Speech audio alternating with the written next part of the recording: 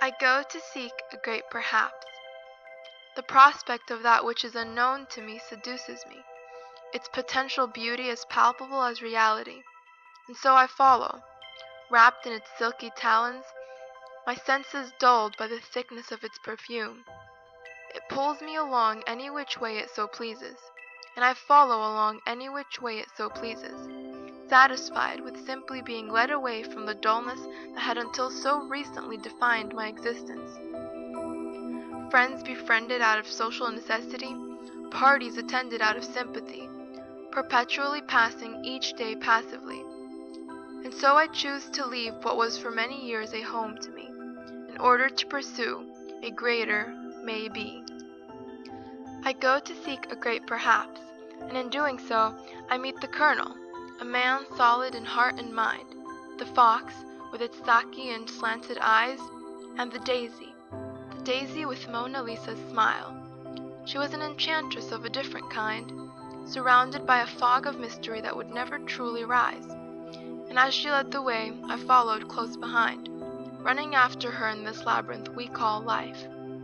Her lefts and rights had neither sequence nor pattern, taking every turn without concern for hazard, and I was contented with the pursuit of her as she pursued the far greater.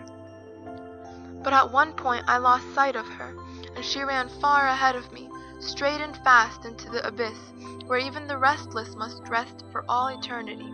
I watched as the Colonel's figure shook with the tremors of sorrow, his screams a siren, alerting all that the daisy's last petal had fallen. But how could she disappear so easily, after having changed me so irreversibly? She escaped the labyrinth and left me to wander it purposelessly. What great perhaps? How could I search for a great tomorrow when I was stuck in the clenched fist of the past?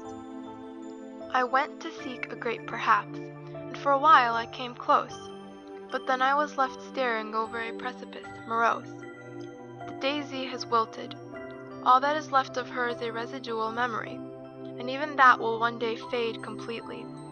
With the veil of a someday future removed, I'm forced to face just how little I knew of her and her thoughts and her hopes and her dreams, as she led me blindly into what will be. I used the future to escape the present, to run from a reality I thought unpleasant. We can only know better when knowing better is useless, and now that I know better, knowing better is useless. For that which is lost to the abyss is irretrievable, and certainly not unincreasable. Everything that has come together will one day fall apart. I have sought a great perhaps, but what is a great perhaps?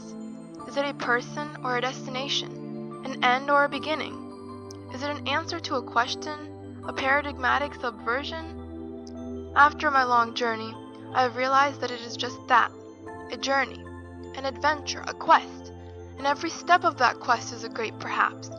Great perhapses don't just come and go, we make them with every living moment. And so I'll stop diverting my attention from the here and now by looking towards a future I should be creating. I will live, and if there's ever a time I find myself cracking, I need never be hopeless, because I can never be irreparably broken. I am seeking a great perhaps.